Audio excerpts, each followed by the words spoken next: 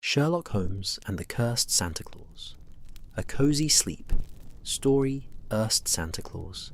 A cozy sleep story at 221B Baker Street.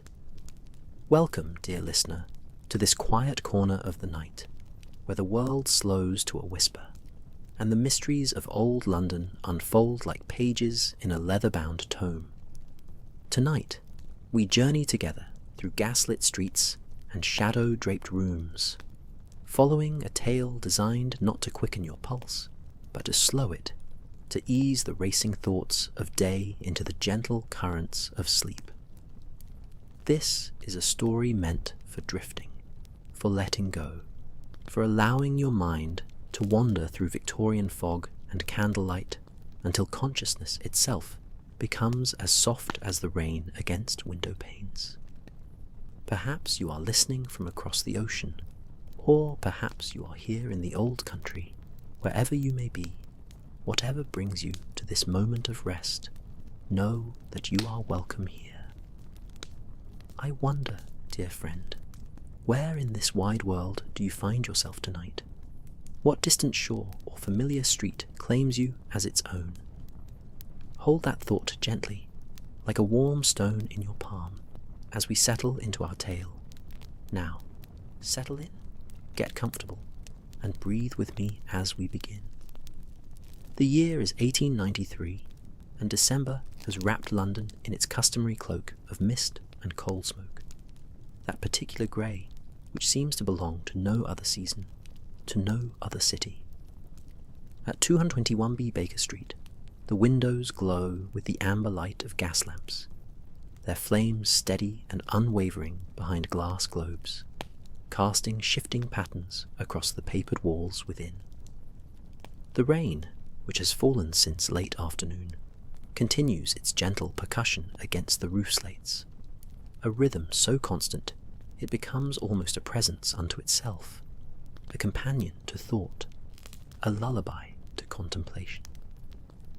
Inside, the sitting room exudes that particular warmth found only in rooms long lived in, where every object has earned its place through use and affection, rather than mere decoration. The fire in the grate burns with a measured intensity, neither roaring nor guttering, but maintaining that perfect middle state of comfort, its light dancing across the Persian slipper where tobacco lives, across the stack of newspapers awaiting perusal, across the chemical apparatus that clutters the side table with its beakers and retorts, catching the firelight like captured amber.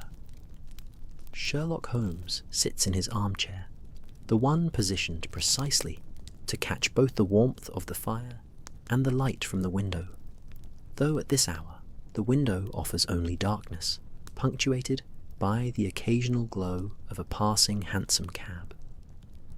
He holds a slim volume bound in burgundy leather, though whether he reads or merely allows the book to occupy his hands while his mind wanders elsewhere remains uncertain. His long fingers rest against the pages, still, contemplative, the very picture of a man at ease with silence. I occupy the chair opposite, my own book forgotten in my lap, watching the fire perform its ancient alchemy of wood into light, into heat, into the soft ash that gathers below the grate. The clock on the mantelpiece marks the hour with a gentle chime, 9 notes that seem to arrive from a great distance, crossing some invisible threshold between the mechanical world and this cocoon of warmth we inhabit. Outside, London continues its vast and varied existence, but here, in this room, time moves differently, measured not in minutes, but in the turning of pages, the settling of coals, the gradual cooling of tea. Mrs. Hudson has left us tea earlier, a proper service with the good china, the pot wrapped in its quilted cosy, to maintain temperature, the cups delicate things painted with forget-me-nots that seem almost too fragile for actual use. Yet we have used them these many years, and they have proven more resilient than their appearance suggests. much like many things in Holmes's world. The tea itself, a blend Mrs. Hudson favours for evening, carries notes of bergamot and something else. Perhaps cardamom, perhaps merely the memory of spices from some merchant's distant cargo. Steam rises from my cup as I lift it, the warmth spreading through the porcelain into my palms, and I drink slowly, tasting not just the tea, but the comfort it represents, this ritual of civilization against the darkness beyond our walls. It is into this perfect sphere of quiet that the sound arrives, not loud, not jarring, but unexpected nonetheless. Footsteps on the stairs, slow and measured, accompanied by the heavier tread that can only be Mrs. Hudson ascending from her domain below. Holmes and I exchange a glance, his eyebrow rising in that characteristic arc that signals interest kindled, but not yet aflame. Visitors at this hour are unusual, but not unprecedented, and there is something in the weight and pace of those footsteps that suggests not emergency, but purpose, not crisis, but concern of a more contemplative variety.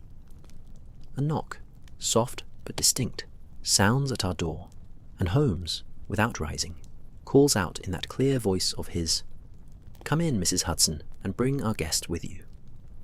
The door swings open with the faintest creak of hinges that have been meaning to oil, but have never quite risen to the top of any priority list. And in the gaslight of the landing behind her, Mrs. Hudson appears, her expression carrying that mixture of apology and determination that signals she has been convinced, against her better judgment, to admit someone at an unusual hour. Behind her, partially obscured by shadow, stands a figure of medium height, wearing a long coat dark with rain, and carrying an umbrella that drips steadily onto the landing floor. "A gentleman to see you, Mr. Holmes," Mrs. Hudson announces, stepping aside to allow our visitor entry. "A Mr. Cornelius Bainbridge, lately arrived from the country, though he would not specify his business to me." "Quite right, Mrs. Hudson," Holmes says, setting his book aside and rising in one fluid motion. "A man's business is his own until he chooses to make it otherwise. Do come in, Mr. Bainbridge. Watson, perhaps you might assist our guest with his coat." I rise as well, and as Mrs. Hudson retreats down the stairs, our visitor steps fully into the room, and the light reveals him properly. He is a man, perhaps approaching his 50th year, his hair silvering at the temples, but still thick, his face bearing the weathering of one who spends significant time outdoors.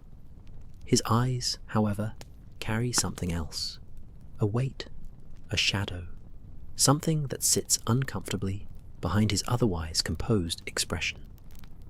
He removes his hat, revealing that silver hair dampened slightly by rain, and nods his thanks as I take his coat, hanging it on the stand by the door, where it begins immediately to release the scent of wet wool and the faint perfume of countryside mud.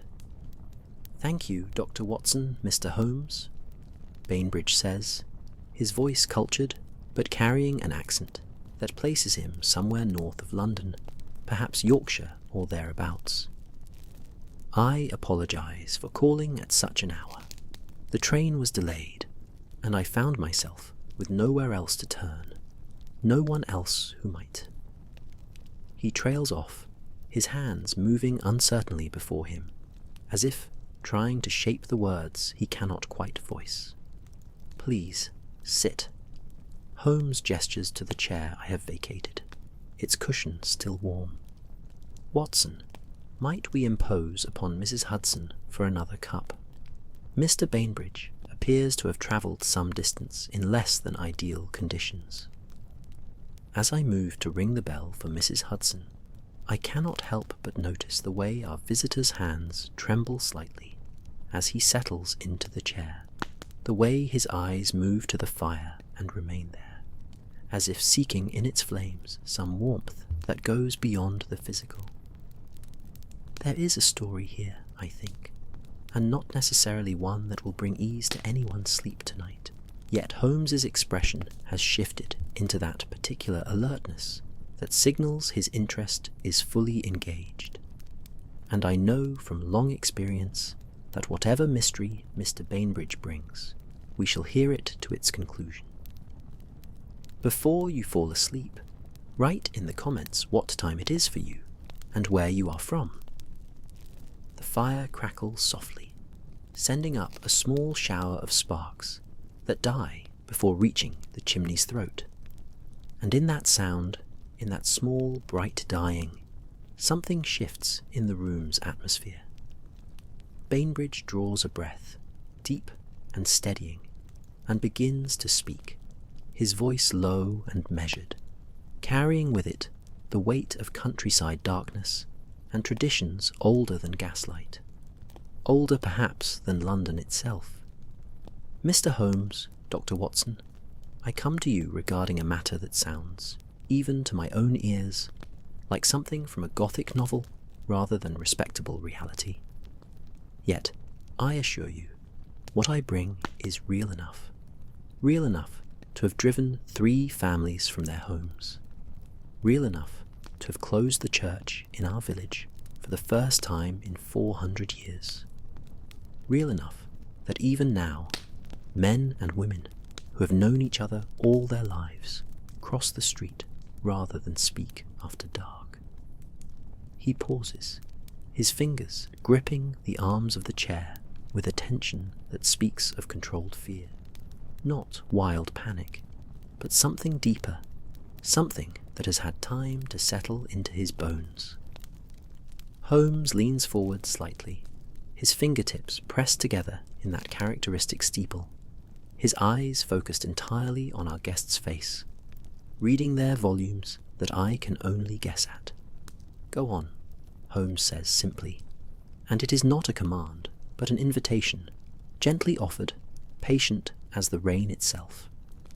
Bainbridge nods, swallows, and continues, his voice finding its rhythm now, settling into the cadence of a tale that has clearly been rehearsed in his mind many times during his journey here. The matter concerns St. Nicholas, Mr. Holmes, or rather, what should have been St. Nicholas, but has become something else entirely, something dark and dreadful that has turned the season of joy into one of terror. The clock chimes the quarter hour, its soft notes falling into the space between us like gentle snow. And outside, somewhere in the London night, a dog barks once, twice, then falls silent. The story has begun, and sleep, for the moment, seems a distant country we shall reach only by traversing the shadowed landscape that Cornelius Bainbridge has brought with him from the countryside, wrapped in rain and weighted with fear as old as winter itself. It began 3 weeks ago, Bainbridge continues, his voice settling into the quieter registers of memory, each word chosen with the care of a man who has spent long hours deciding what can and can not be spoken aloud. The 1st of December, as it happens, which should have been a day of preparation and anticipation in our village of Thornfield Cross. You will not have heard of it, I suspect. It is small, barely 200 souls, nestled in a valley where 3 streams meet, surrounded by hills that still hold remnants of the old oak forests, the sort of place where generations have followed generations, where the names in the churchyard repeat themselves across centuries, where change arrives slowly, if at all. Holmes has closed his eyes, but I know he is listening with an intensity that belies his relaxed posture, cataloguing every detail, filing away each piece of information in that extraordinary mind of his. I find myself doing the same, though with less systematic precision. allowing Bainbridge's words to paint their pictures across my imagination. A valley, 3 streams, ancient oaks holding their vigil over stone cottages and narrow lanes. Our village has always made much of Christmas, Bainbridge says, and there is something wistful in his tone now, some mourning for what has been lost or transformed, not in the garish commercial manner of the cities, but in the old ways, greenery brought in to deck the church, carols sung in harmonies passed down through families, and on St. Nicholas Eve, the tradition that has belonged to Thornfield Cross for longer than anyone can remember. A man of the village, chosen by lot each year, dresses as St. Nicholas, not the jolly red figure of modern invention, but the stern saint of older memory, robed in bishop's vestments, carrying a staff of blackthorn wood, his face obscured by a carved wooden mask that has hung in the church vestry for no one knows how many years. Mrs. Hudson arrives with the additional cup and a fresh pot of tea, moving with the quiet efficiency that comes from long practice. She pours for Bainbridge without asking, adding sugar and milk in proportions that suggest she has somehow intuited his preferences, then withdraws with only the softest click of the closing door to mark her departure. Bainbridge wraps his hands around the cup, drawing from it some warmth or comfort, and I see Holmes's eyes open briefly, tracking the movement before closing again. This year, Bainbridge resumes, after taking a slow sip of the tea, the lot fell to Thomas Wickham, a good man, a farmer whose family has worked the same land since the conquest. Strong, reliable, not given to fancy or superstition, he accepted the role as men always have, with a mixture of pride and solemnity.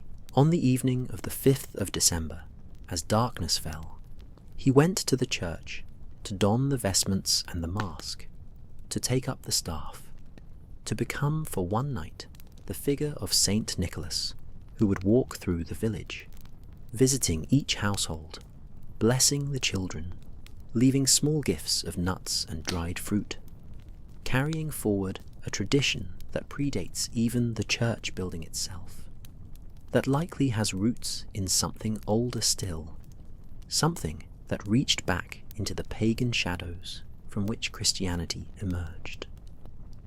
The fire shifts, a log settling deeper into the coals with a soft sigh of surrendering wood, and orange light flares briefly across Bainbridge's face, revealing the depth of the lines around his mouth, the tightness at the corners of his eyes.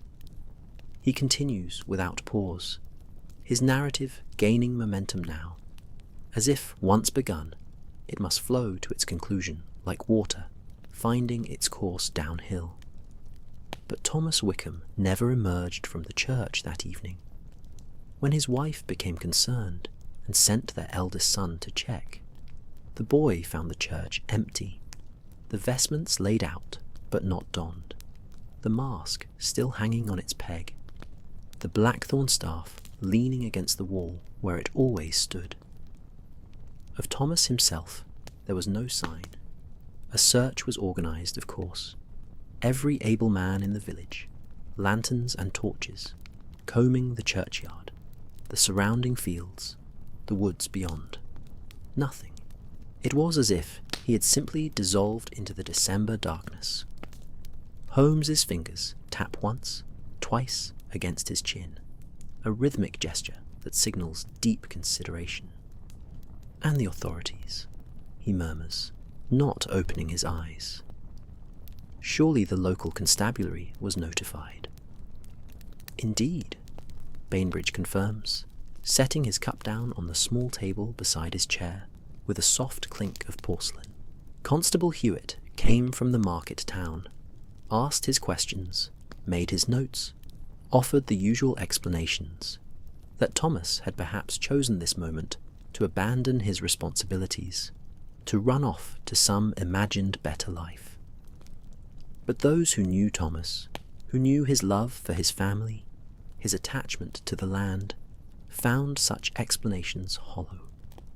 Still, without evidence of foul play, without any indication of where he might have gone or why, the matter was recorded as a missing person, and we were left to our questions and our fear. Outside, a carriage passes on Baker Street, its wheels hissing through puddles, the sound of the horse's hooves muffled by the rain-softened road. It is a sound so commonplace in London that normally it would pass unnoticed. But tonight, in the midst of Bainbridge's tale, it seems to carry some portent, some reminder that the world continues its ordinary business, even as extraordinary things unfold in forgotten corners of the countryside. 2 days later, Bainbridge continues, his voice dropping even lower, requiring us to lean slightly forward to catch every word. On the evening of December 7th, something appeared in the village. Those who saw it, and there were many who did, describe the same figure. Tall, perhaps 7 feet in height, dressed in the traditional St. Nicholas vestments, carrying the blackthorn staff, wearing the old wooden mask. But there was something wrong with it, something that made children cry and strong men turn away. It moved with a strange, disjointed gait, like a marionette controlled by unpracticed hands. Where it walked, dogs howled and fled. The mask, which in daylight appears merely stern and archaic, in darkness and movement seemed to leer with malevolent intelligence. A shiver runs through me, despite the fire's warmth, and I find myself glancing toward the window, half expecting to see that grotesque figure staring in from the London night. But there is only darkness and rain, the familiar geometry of Baker Street, rendered abstract by water running down the glass. This figure, Bainbridge says, his hands now clasped tightly together, knuckles white with tension, walked through the village from one end to the other, stopping at each house, standing before each door, though it knocked at none. Those within, who dared to peek through curtains or cracks, reported that the mask turned toward them, that they felt the weight of its regard like physical pressure. And when it reached the far end of the village, it simply walked into the darkness between the houses and the woods, and was gone. Children who had witnessed it woke screaming through the night. 2 of the older residents, both in their 80s, took to their beds with fever, and have not risen since. Holmes opens his eyes now, regarding Bainbridge with that penetrating gaze that seems to see through flesh to the truth beneath. And this has continued, he asks, though the question is clearly rhetorical, for the answer is written in every line of our visitor's posture. Every night, Bainbridge confirms, his voice barely above a whisper now, as if speaking too loudly might somehow summon the thing he describes. Every night since, precisely at the hour when Thomas Wickham disappeared. It walks the same route, stops at the same houses, regards each dwelling with that terrible mask, then vanishes into the darkness. 3 families have left, unable to bear the nightly visitation. Others lock themselves in after sunset, covering their windows, trying to pretend they do not hear the footsteps in the lane outside, the tapping of that blackthorn staff on the frozen ground, the sound that several have described as breathing, though whether it comes from behind the mask or from some other source, no one can say. The tea has grown cool in my cup, forgotten as Bainbridge's narrative has woven its spell of unease over our cosy room. Even Holmes, usually so immune to atmosphere, seems affected, his expression grave, His usual analytical detachment, tempered by something that might be concern, might be that fundamental human response to tales of the uncanny that no amount of reason can entirely dispel. The vicar, Bainbridge continues, a scholarly man named Reverend Ashworth, attempted an exorcism on the 10th day. He stood in the village lane with his prayer book, confronting the figure when it appeared, speaking the words of blessing and banishment. The thing stopped, seemed to regard him, and the vicar later told me that he felt such a wave of cold pass through him that he thought his very soul might freeze. He completed his ritual, but the figure merely tilted its head, a gesture that those watching found more disturbing than any overt aggression, and then continued its nightly route as if nothing had occurred. The vicar has not attempted the ritual again, and some in the village whisper that he has lost faith in his own prayers. Bainbridge reaches for his cup, realizes it is empty, and sets it down again with a sigh that seems to carry the weight of his entire village's despair. We are at a loss, Mr. Holmes. The thing has done no direct harm beyond the psychological toll it exacts, yet its nightly presence is destroying our community. Some speak of ancient curses, of Thomas Wickham having inadvertently awakened something that should have remained dormant, of the mask itself being a vessel for malevolent forces.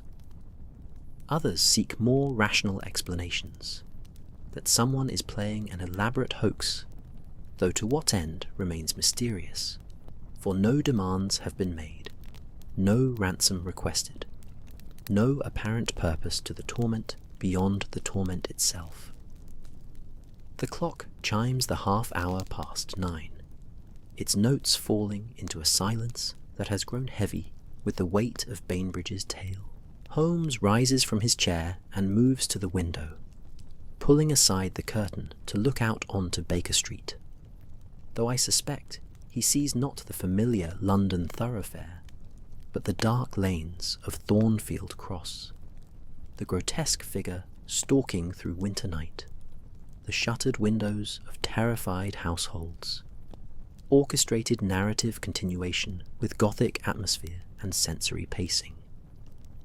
It began 3 weeks ago, Bainbridge continues, his voice settling into the quieter registers of memory, each word chosen with the care of a man who has spent long hours deciding what can and can not be spoken aloud. The 1st of December, as it happens, which should have been a day of preparation and anticipation in our village of Thornfield Cross. You will not have heard of it, I suspect. It is small, barely 200 souls, nestled in a valley where 3 streams meet, surrounded by hills that still hold remnants of the old oak forests, the sort of place where generations have followed generations, where the names in the churchyard repeat themselves across centuries, where change arrives slowly, if at all. Holmes has closed his eyes, but I know he is listening with an intensity that belies his relaxed posture, cataloguing every detail, filing away each piece of information in that extraordinary mind of his. I find myself doing the same, though with less systematic precision, allowing Bainbridge's words to paint their pictures across my imagination. A valley, 3 streams, ancient oaks are holding their vigil over stone cottages and narrow lanes. Our village has always made much of Christmas, Bainbridge says, and there is something wistful in his tone now, some mourning for what has been lost or transformed, not in the garish commercial manner of the cities, but in the old ways, greenery brought in to deck the church, carols sung in harmonies passed down through families, and on St. Nicholas Eve, the tradition that has belonged to Thornfield Cross for longer than anyone can remember. A man of the village, chosen by lot each year, dresses as St. Nicholas. Not the jolly red figure of modern invention, but the stern saint of older memory, robed in bishop's vestments, carrying a staff of blackthorn wood, his face obscured by a carved wooden mask that has hung in the church vestry for no one knows how many years. Mrs. Hudson arrives with the additional cup and a fresh pot of tea, moving with the quiet efficiency that comes from long practice. She pours for Bainbridge without asking, adding sugar and milk in proportions that suggest she has somehow intuited his preferences, then withdraws with only the softest click of the closing door to mark her departure. Bainbridge wraps his hands around the cup, drawing from it some warmth or comfort, and I see Holmes's eyes open briefly, tracking the movement before closing again. "This year," Bainbridge resumes after taking a slow sip of the tea, "the lot fell to Thomas Wickham, a good man, a farmer whose family has worked the same land since the conquest. Strong, reliable, not given to fancy or superstition. He accepted the role as men always have, with a mixture of pride and solemnity.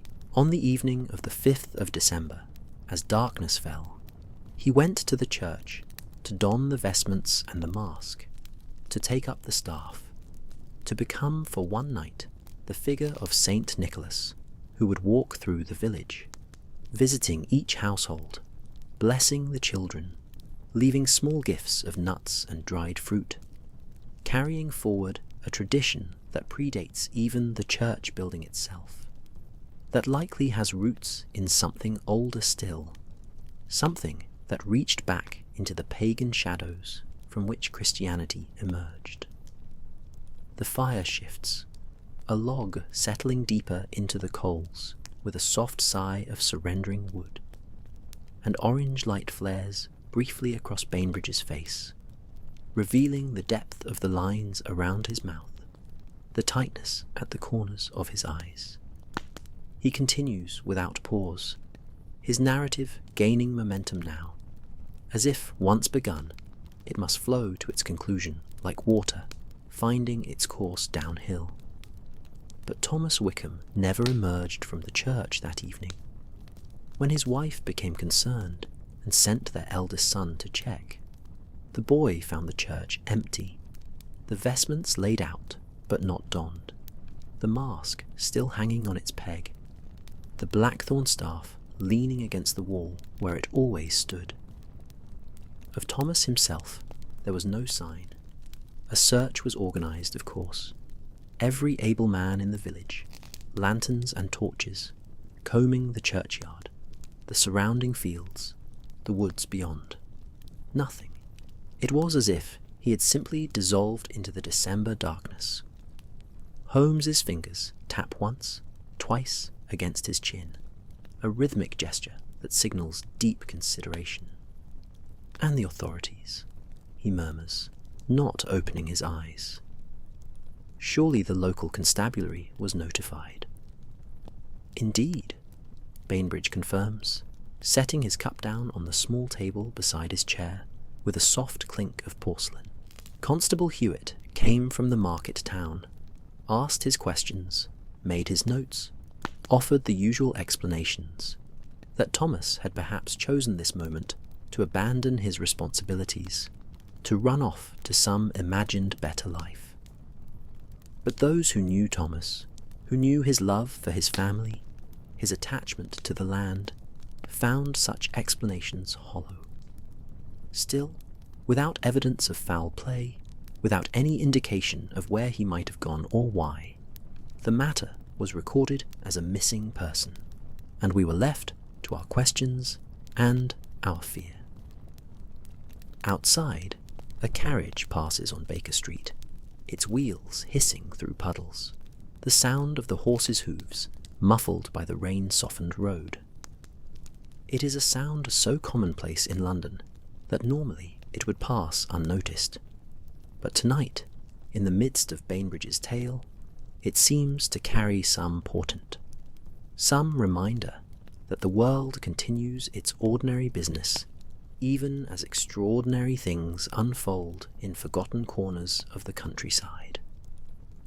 2 days later, Bainbridge continues, his voice dropping even lower, requiring us to lean slightly forward to catch every word. On the evening of December 7th, something appeared in the village. Those who saw it, and there were many who did, describe the same figure. Tall, perhaps 7 feet in height, dressed in the traditional St. Nicholas vestments, carrying the blackthorn staff, wearing the old wooden mask. But there was something wrong with it, something that made children cry and strong men turn away. It moved with a strange, disjointed gait, like a marionette controlled by unpracticed hands. Where it walked, dogs howled and fled. The mask, which in daylight appears merely stern and archaic, in darkness and movement seemed to leer with malevolent intelligence. A shiver runs through me, despite the fire's warmth, and I find myself glancing toward the window, half expecting to see that grotesque figure staring in from the London night. But there is only darkness and rain, the familiar geometry of Baker Street, rendered abstract by water running down the glass.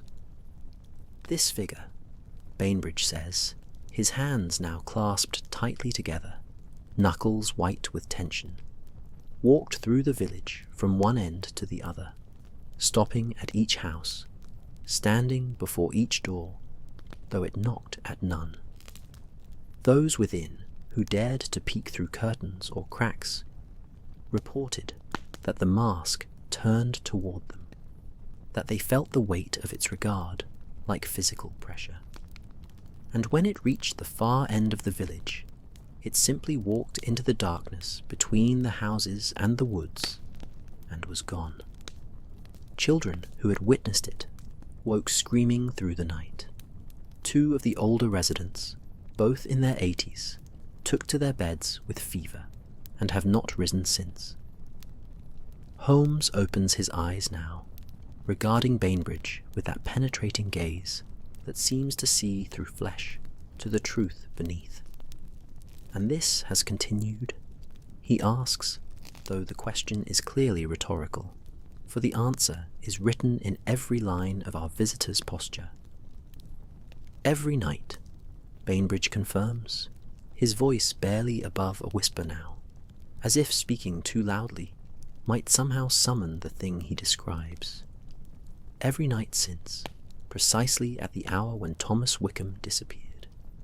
It walks the same route, stops at the same houses, regards each dwelling with that terrible mask, then vanishes into the darkness. 3 families have left, unable to bear the nightly visitation. Others lock themselves in after sunset, covering their windows, trying to pretend they do not hear the footsteps in the lane outside, the tapping of that blackthorn staff on the frozen ground, the sound that several have described as breathing, though whether it comes from behind the mask or from some other source, no one can say. The tea has grown cool in my cup, forgotten as Bainbridge's narrative has woven its spell of unease over our cosy room. Even Holmes, usually so immune to atmosphere, seems affected, his expression grave, his usual analytical detachment tempered by something that might be concern, might be that fundamental human response to tales of the uncanny that no amount of reason can entirely dispel. The vicar, Bainbridge continues, a scholarly man named Reverend Ashworth, attempted an exorcism on the 10th day.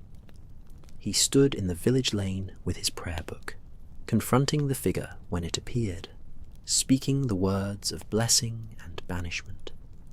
The thing stopped, seemed to regard him, and the vicar later told me that he felt such a wave of cold pass through him that he thought his very soul might freeze.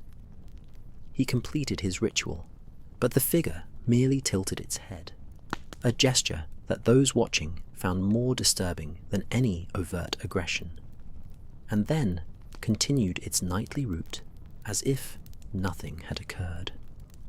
The vicar has not attempted the ritual again, and some in the village whisper that he has lost faith in his own prayers. Bainbridge reaches for his cup, realizes it is empty, and sets it down again with a sigh that seems to carry the weight of his entire village's despair. We are at a loss, Mr. Holmes. The thing has done no direct harm beyond the psychological toll it exacts, yet its nightly presence is destroying our community. Some speak of ancient curses, of Thomas Wickham having inadvertently awakened something that should have remained dormant, of the mask itself being a vessel for malevolent forces. Others seek more rational explanations, that someone is playing an elaborate hoax, though to what end remains mysterious, for no demands have been made, no ransom requested, no apparent purpose to the torment beyond the torment itself. The clock chimes the half-hour past 9, its notes falling into a silence that has grown heavy with the weight of Bainbridge's tale. Holmes rises from his chair and moves to the window, pulling aside the curtain to look out onto Baker Street, though I suspect he sees not the familiar London thoroughfare, but the dark lanes of Thornfield Cross, the grotesque figure stalking through winter night, the shuttered windows of terrified households. When Holmes turns from the window, his face holds that expression I have come to recognize over our years of association, a mixture of intellectual curiosity and something deeper, something that speaks to his fundamental nature as a man who cannot resist a puzzle, particularly one that carries with it the weight of human suffering. The gaslight catches the sharp planes of his face, casting shadows that make him appear for a moment like some carved figure himself, all angles and intensity, before he moves back toward the firelight and becomes again simply my friend, my colleague, the man with whom I have shared these rooms and countless adventures. "You have done right in coming to me, Mr. Bainbridge," Holmes says, settling not into his chair, but onto the arm of it, a posture that suggests decisions being made, actions being contemplated. Though I confess the matter presents certain irregularities that intrigue me considerably. Tell me, has anyone thought to examine the mask and vestments in daylight, to determine whether they show signs of recent use? Bainbridge shifts in his chair, and I see relief flood his features. The relief of a man who has carried a burden alone, and now finds it at least partially shared. "The vicar kept the church locked after Thomas's disappearance," he replies. "But when the figure first appeared, he examined everything the following morning. The vestments hung exactly as they had been left, undisturbed. The mask showed no signs of handling. The blackthorn staff bore no fresh marks. It was as if—" He pauses, searching for words, as if what walks through Thornfield Cross each night bears only the appearance of these objects, as if it is some projection or phantom that mimics but does not actually wear them. Holmes nods slowly, his fingers drumming a soft rhythm against his knee, a physical manifestation of the mental processes churning beneath that high forehead. "And the route this figure takes, you say it is the same each night? Can you describe it precisely?" "It begins at the church," Bainbridge responds, his voice gaining strength as he focuses on concrete details rather than the terror they represent. "Emerges from the vicinity of the old lich gate, though no one has actually seen it appear. It is simply there, as if it materializes from the shadows themselves. Then it proceeds down Church Lane to the village green, turns left onto High Street, walks the length of it, pausing before each dwelling for perhaps 30 seconds. At the end of High Street, where the Wickham farm lies, it stops longest, a full minute or more. Then it continues toward the edge of the village, to where the old mill stream runs, and there, at the boundary stone that marks where village land meets the forest common, it simply ceases to be, not walking into the darkness, but rather fading, dissolving, becoming one with the night itself. I find myself making mental notes, my medical training asserting itself, even in matters far removed from anatomy and physiology. The precision of the timing, the invariability of the route, the specific pause at the Wickham farm, all of this speaks to pattern, and pattern suggests purpose, even if that purpose remains obscure. Holmes rises fully now and crosses to his desk, where papers lie scattered in what appears to be chaos, but which I know to be his own peculiar system of organization. He shuffles through them briefly before extracting a railway timetable, running his finger down the columns of times and destinations. There is a morning train that could have us in... He glances at Bainbridge. Where is your nearest station? Ashford Market, Bainbridge supplies. 4 miles from Thornfield Cross. The morning train arrives at 10:30. Excellent, Holmes says, replacing the timetable and turning to face us both. Decision made, purpose settled. Watson, I trust you have no pressing engagements tomorrow. I should very much like your company on this investigation, and your medical perspective may prove invaluable, particularly if we are dealing with matters of suggestion or hysteria, however understandable such responses might be given the circumstances.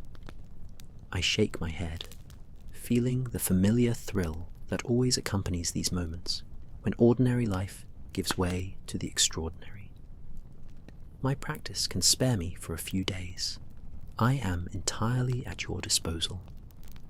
Splendid, Holmes declares, and now there is energy in him, that particular vitality that emerges when his mind has something to work upon, some problem to dissect and understand. Mr. Bainbridge, might you wire ahead to secure us accommodation at a local inn? Nothing elaborate. Clean rooms and a warm fire will suffice.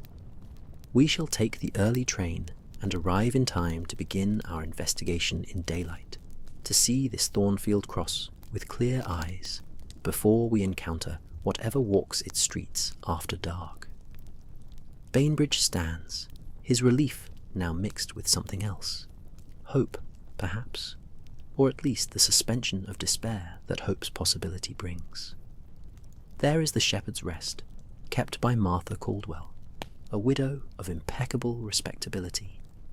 She has rooms, and I am certain she would be honoured to host you, Mr. Holmes, though I warn you, the village is not what it was. The atmosphere is oppressive, the silence between neighbours deafening. You will find it much changed from what a normal English village should be. All the more reason for us to come, Holmes assures him, moving to help our guest with his still damp coat. One final question before you go. The wooden mask, you mentioned it has hung in the church for an unknown period. Has anyone researched its origins? Is there any local history or legend attached to it? Bainbridge pauses in the act of shrugging into his coat, his expression growing thoughtful. The vicar mentioned once that it was very old, possibly medieval or earlier. There are rumours, of course, village gossip passed down through generations, that it was carved from a gallows tree, that it was used in pre-Christian rituals, that it depicts not St. Nicholas at all, but some older figure who was simply absorbed into Christian tradition. But these are only stories, Mr. Holmes, the sort of dark fancies that grow in places where people have too much time and too little happens, until something like this occurs, and then the stories feel less like fancy and more like prophecy. Holmes helps him with his umbrella, walking him to the door where the landing stretches away into shadows that suddenly seem less benign than they did an hour ago. Thank you for bringing this matter to my attention, Mr. Bainbridge. Wire us at the station if anything changes before our arrival. Otherwise, we shall meet you at the Shepherd's Rest tomorrow afternoon. We listen to Bainbridge's footsteps descending, the outer door opening and closing, the sound of his departure swallowed by the rain that continues its patient work of turning London into a city of reflections and blurred edges. Holmes closes our door and leans against it for a moment, his eyes distant, already somewhere else, in a valley where 3 streams meet, perhaps, where darkness gathers around an old church, and something walks that should not walk. What do you make of it, Holmes? I ask, resuming my seat by the fire, which has burned down to a bed of glowing coals that pulse with inner light like the slow beating of some vast heart. He moves to the mantelpiece, taking up his pipe and filling it with tobacco from the Persian slipper, his movements automatic, requiring no conscious thought. I make of it a puzzle with too many pieces and not enough frame, he says, striking a match and holding it to the bowl, drawing until the tobacco catches and smoke begins to curl upward in lazy spirals. The disappearance of Thomas Wickham is one matter. There are a dozen rational explanations, ranging from the tragic to the sordid, that might account for a man vanishing on a December evening. But this subsequent phenomenon, this nightly visitation, this transforms the matter into something altogether more complex. He puffs thoughtfully, the smoke adding its own scent to the room's atmosphere of tea and old paper and coal fire, a combination so familiar. It has become synonymous with home, with safety, with the rational world, where effects follow causes and mysteries yield to methodical analysis. Consider, Watson, if this is a hoax, it is one of extraordinary commitment. 3 weeks of nightly appearances, in winter weather, with no apparent demand or goal beyond the creation of fear itself. If it is mass hysteria, it is remarkably consistent, with multiple witnesses describing the same details, the same route, the same gestures, and if it is something else entirely. He trails off, the pipe forgotten in his hand, smoke rising unheeded toward the ceiling. Something else? I prompt, though I am not certain I wish to hear what that something else might be. Holmes shakes his head, returning to himself. Let us not venture into speculation without data. Tomorrow we shall see Thornfield Cross in daylight, speak with witnesses, examine this famous mask, and the location of Wickham's disappearance. We shall apply method and reason to what has been treated with superstition and fear. And tomorrow night, he pauses, a slight smile touching his lips. Tomorrow night, we shall wait in those dark lanes and see what comes walking, when rational folk have locked their doors and drawn their curtains against the December cold.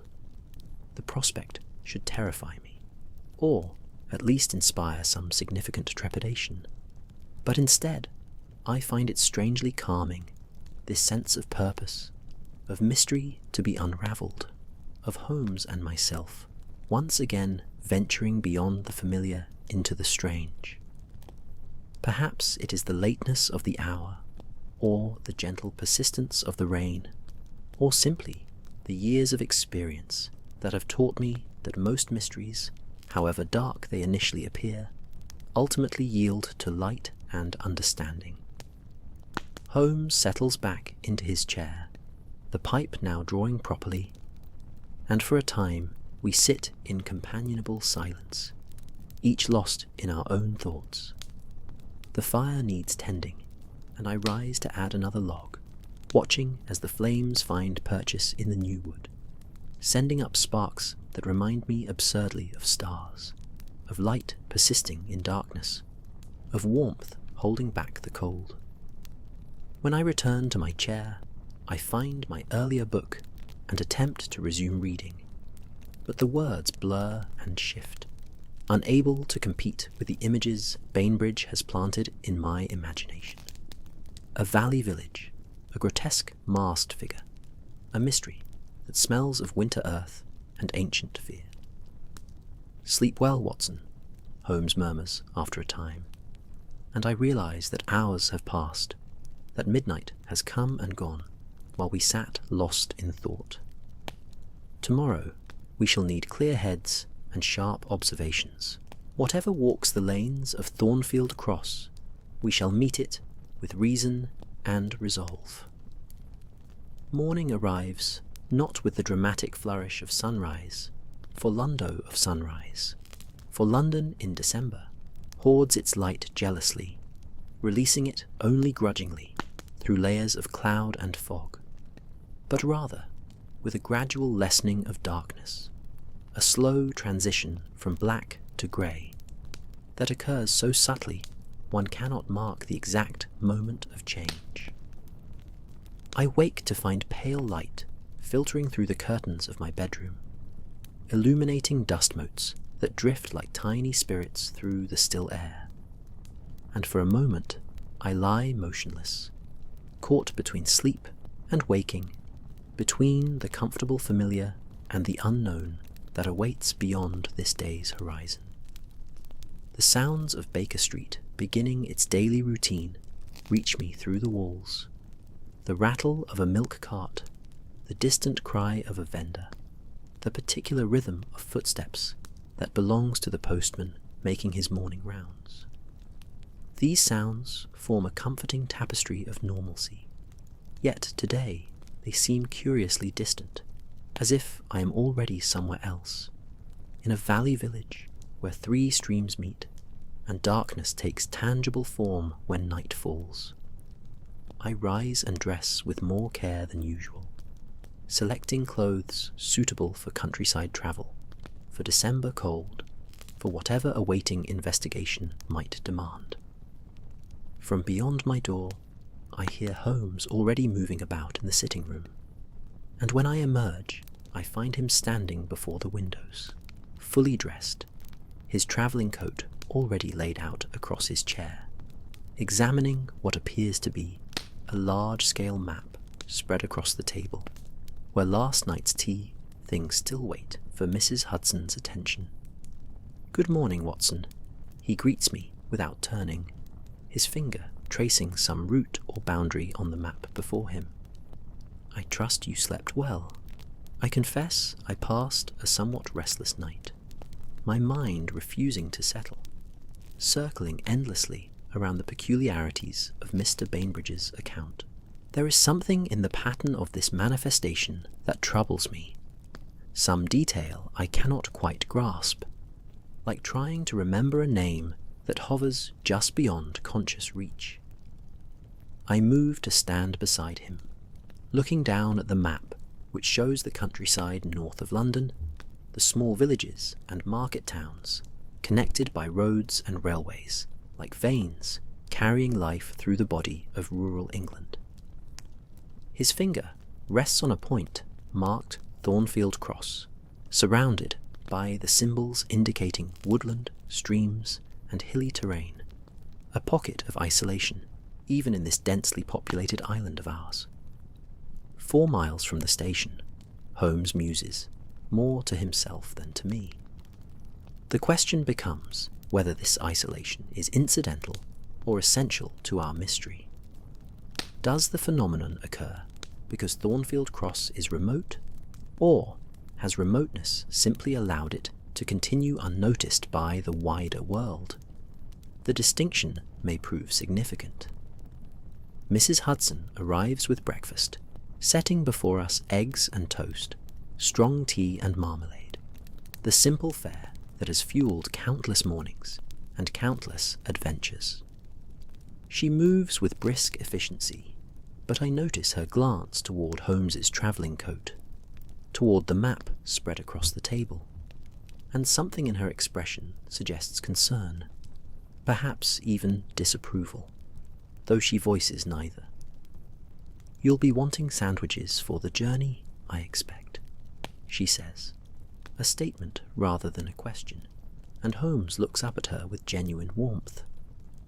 "You are invaluable, Mrs. Hudson," he tells her. "Yes, sandwiches would be most welcome. We may be gone several days, though I cannot say precisely how long. If anyone inquires, you may tell them we have been called to the country on a consultation." She nods, accepting this as she has accepted so many sudden departures over the years, and withdraws to prepare provisions for our journey. Holmes and I eat in companionable silence, each absorbed in our own thoughts, while outside the December day establishes itself in shades of pearl and pewter, the sun a pale disk behind clouds that look like old wool stretched thin across the sky.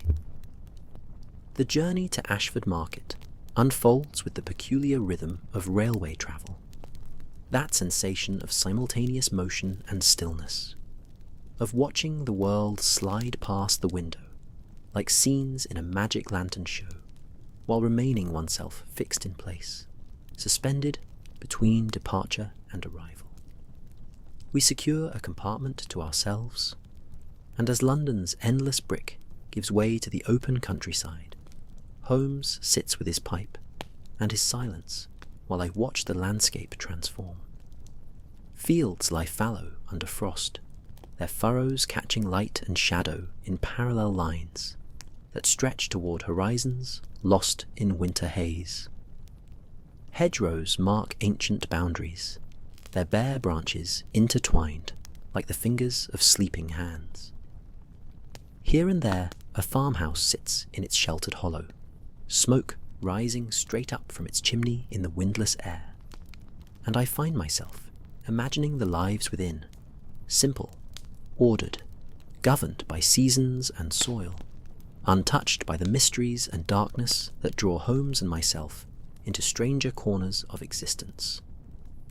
We pass through stations without stopping, small platforms where 2 or 3 figures wait in the cold, their breath visible, their faces turned toward our train with expressions that suggest waiting has become a fundamental condition rather than a temporary state. The train's rhythm, the clack of wheels on rails, the gentle swaying of the carriage, the distant whistle that sounds at crossings, creates its own kind of meditation, a moving stillness that allows the mind to drift while the body travels. Holmes breaks the silence only once, pointing with his pipe stem toward a distant church spire rising above bare trees. Notice, Watson, how even from this distance one can identify the Norman architecture, the square tower, the small windows. These old churches are repositories not just of faith, but of history, of continuity. They have witnessed centuries of human joy and sorrow, have stood while dynasties rose and fell, have remained while all around them changed. And yet, he pauses, drawing on his pipe. Even they can become touched by darkness, by mysteries that their builders never imagined. The observation needs no response, and I offer none, merely nodding as the spire slides past and disappears behind a rise in the land. The countryside through which we pass grows gradually more wild, less tamed, more woodland, fewer fields, the roads narrower and less travelled. This is England as it was before industry and improvement.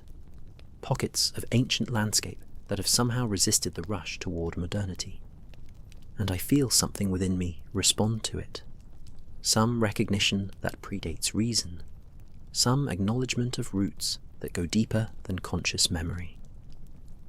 At Ashford Market, we disembark into cold that bites with purpose, the sort of December chill that penetrates cloth and finds the skin beneath.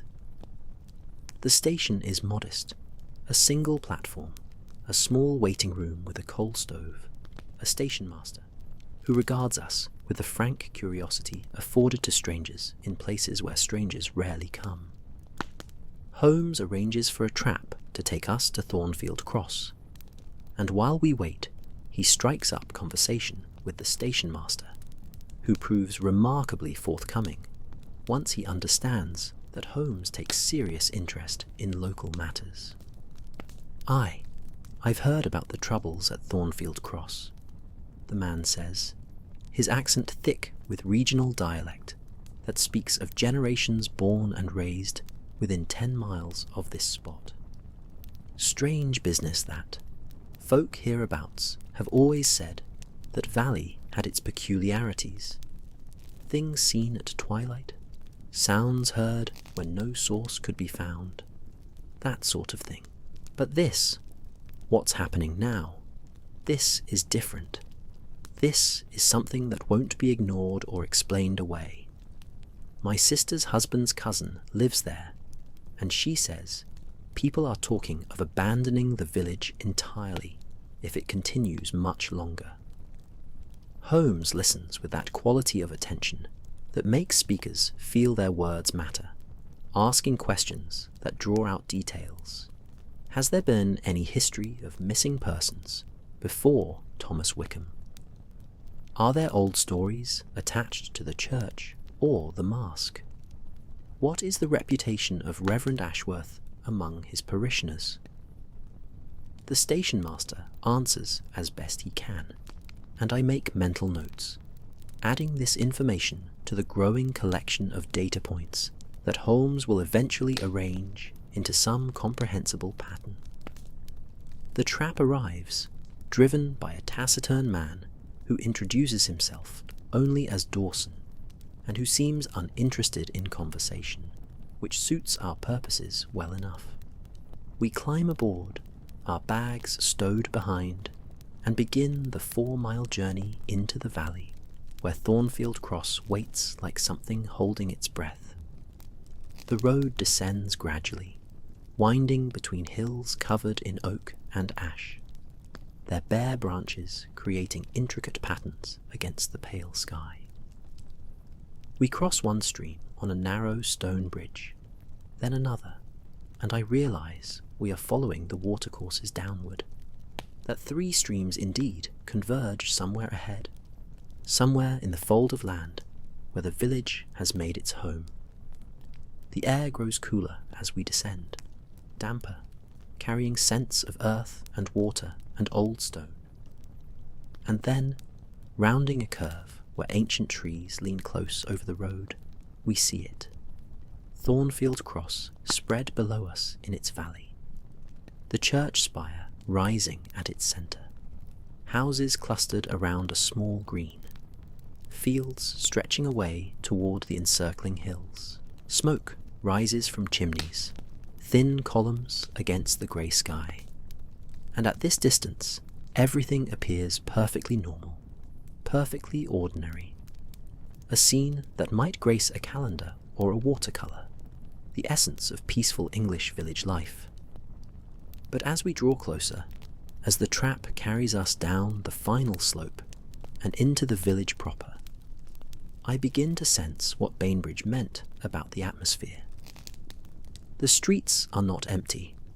There are people about, tending to necessary tasks. But there is none of the casual interaction one expects in a small community. No one stands chatting at doorways, no children play on the green, no dogs bark or run freely. Instead, there is a quality of watching, of people moving purposefully from place to place, while glancing frequently toward the sky, as if to gauge how much daylight remains, how long until darkness comes and brings with it whatever walks these lanes. The Shepherd's Rest stands at the edge of the village green, a structure that speaks of that speaks of centuries rather than decades. Timber and stone combining in that particular way, that suggests organic growth rather than deliberate construction, as if the building had simply emerged from the earth through some process of patient accumulation. Ivy climbs its western wall, dormant now in winter, but still maintaining its hold, and the windows, though small and deep-set in the old fashion, gleam with cleanliness that speaks to Martha Caldwell's standards of housekeeping. She meets us at the door before we can knock, a woman of perhaps 60 years, with silver hair, pulled back severely, and eyes that assess us with the frank appraisal of one who has spent a lifetime judging the character of strangers seeking accommodation. But whatever she sees in Holmes and myself must satisfy her, for her expression softens fractionally, and she steps aside to allow us entry into a low-ceilinged hallway that smells of beeswax and dried lavender and bread baking somewhere deeper in the house. "Mr. Holmes, Dr. Watson," she greets us, her voice carrying the same regional accent as the station master, but softened by education, or perhaps simply by years of dealing with travellers from elsewhere. "Mr. Bainbridge sent word you would arrive today. I have prepared my 2 best rooms, both with southern exposure to catch what little sun we see this time of year. You will want to warm yourselves by the fire, I expect, and I can offer tea or something stronger if you prefer." Holmes accepts tea with thanks, and we are shown into a parlour where a coal fire burns with steady warmth. The room furnished with the comfortable simplicity of an earlier age.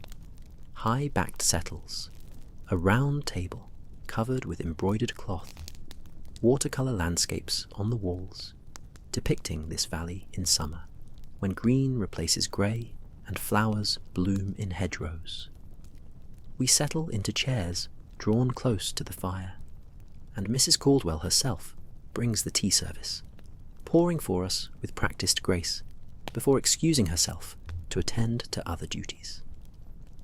For a moment, Holmes and I sit in silence, warming our hands on the cups, listening to the fire's quiet conversation with itself. Then Holmes sets his cup aside and rises, crossing to the window that looks out onto the green. From here we can see the church, perhaps 200 yards distant, its stone walls darkened by age and weather, the wooden lich gate at the entrance to the churchyard standing like a sentinel between the secular world and the sacred ground beyond. "Tell me what you observe, Watson," Holmes says, not turning from the window. And I recognize this as one of his teaching moments, his way of sharpening my abilities of observation by making me articulate what my eyes see but my mind might overlook. "Excellent," Holmes murmurs, and I feel absurdly pleased by his approval. "You have observed the essential wrongness of this place. Fear has rewritten the social contract here. What was a community has become a collection of isolated individuals, each locked in their own dread, waiting for nightfall to bring whatever it brings. This atomization of the village structure may itself be as much a mystery as the figure that walks at night. For fear, Watson, fear can be as contagious as cholera, and often proves more deadly to the spirit than disease to the body." A knock at the door interrupts his reflection, and Mrs. Caldwell appears with Cornelius Bainbridge, who looks rather more composed than he did last night in our Baker Street rooms. Perhaps it is the daylight, or perhaps simply the relief of having shared his burden, but he greets us with something approaching his natural spirits, shaking our hands warmly and settling into a chair that Mrs. Caldwell indicates before withdrawing once more. "I cannot tell you what your presence means to us, Mr. Holmes," Bainbridge says earnestly. "Already this morning I have heard from 3 households that simply knowing you have come, that someone with your reputation and abilities has taken interest in our plight, has lifted their spirits considerably. Hope, it seems, is as contagious as fear, though it requires more effort to spread." Holmes waves away the gratitude with a gesture that is neither rude nor entirely comfortable with praise. "We have done nothing yet beyond arrive," he says practically. "Now, if you are willing, I should like to begin with an examination of the church, specifically this famous mask, and the location where Thomas Wickham was last seen. Is Reverend Ashworth available? I should like to speak with him as well." Bainbridge glances toward the window, gauging the light, then nods. The vicar will be at the church now, preparing for evensong, though I confess attendance has fallen dramatically these past weeks. "Come, I will take you to him." We collect our coats and follow Bainbridge out into the December afternoon, crossing the green on paths worn by generations of feet, the grass brown and crisp with frost beneath. The air carries the sharp clarity that comes with true cold, and our breath makes small clouds that dissipate quickly in the still air. As we walk, I become aware of curtains moving in windows, of faces appearing briefly before withdrawing, of the village watching our progress with an attention that feels almost physical in its intensity. The lich gate creaks as Holmes pushes it open, a long, drawn-out protest of iron against wood that seems unnaturally loud in the quiet afternoon. The sound makes me think of all the coffins that have passed beneath this roof, all the mourners who have paused here in that transitional moment between the village of the living and the churchyard of the dead. The hinges, I notice, are ancient, black with age, and bear markings that might be decorative or might be something else, some protection or invocation worn smooth by time and weather. Beyond the gate, the churchyard spreads in gentle disorder, headstones leaning at angles like teeth in an old mouth, paths winding between them, following no particular logic, yew trees standing sentinel at the boundaries. Some graves are recent enough to bear flowers or wreaths, while others date back centuries, their inscriptions weathered to illegibility, their occupants long forgotten by any living memory. It is peaceful here in a melancholy fashion, this repository of village history written in stone and bone, and I find myself walking more quietly, speaking more softly, as if not to disturb those who sleep beneath our feet. The church itself rises before us, solid and eternal, built in that Norman style Holmes noted from the train. Thick walls, small windows, a tower that speaks of both worship and defence. For these early churches served dual purposes in an age when raiders might come from sea or forest. The door stands slightly ajar, and warm light spills from within, golden and welcoming against the grey exterior stone. We enter to find Reverend Ashworth kneeling before the altar, his grey head bowed in prayer or contemplation. He does not startle at our entrance, but finishes whatever silent communication he conducts with his deity, before rising and turning to face us. He is perhaps 70, tall and spare, with the lined face of one who has spent a lifetime considering difficult questions and finding no easy answers. His eyes, however, retain a sharpness that suggests intellect undiminished by age, and when he speaks, his voice carries both authority and weariness. "Mr. Holmes, I presume," he says, coming forward to shake hands. "Cornelius told me you were expected." Welcome to St. Cuthbert's, though I fear you find us in less than ideal circumstances. I have served this parish for 42 years, and never have I felt the weight of that service as I do now, when my faith seems inadequate to protect my flock from whatever walks among us. Holmes accepts the vicar's hand with respect, and I see in his expression something I do not often witness, a kind of sympathy for another man's struggle with forces beyond his training or understanding. It is precisely your long service that makes your perspective invaluable, Reverend Ashworth, Holmes says. You know this village, its people, its history. You may have information you do not realize you possess, details that seem insignificant, but which, properly understood, may illuminate the pattern we seek. Ashworth nods slowly, gesturing us toward the vestry. I will tell you whatever I can. The mask you wish to see hangs where it always has, and I will show you where Thomas Wickham disappeared, though I warn you, there is nothing to see, no sign, no indication of where he went or why. It is as if the stones themselves opened and swallowed him, then closed again, leaving no trace. The vestry is small and cluttered with the accumulated necessities of ecclesiastical life, robes hanging on pegs, candles stacked in boxes, the parish register on its stand, ledgers recording baptisms and marriages and burials stretching back through centuries. And there, on the far wall, hanging from an iron hook that itself looks ancient, is the mask.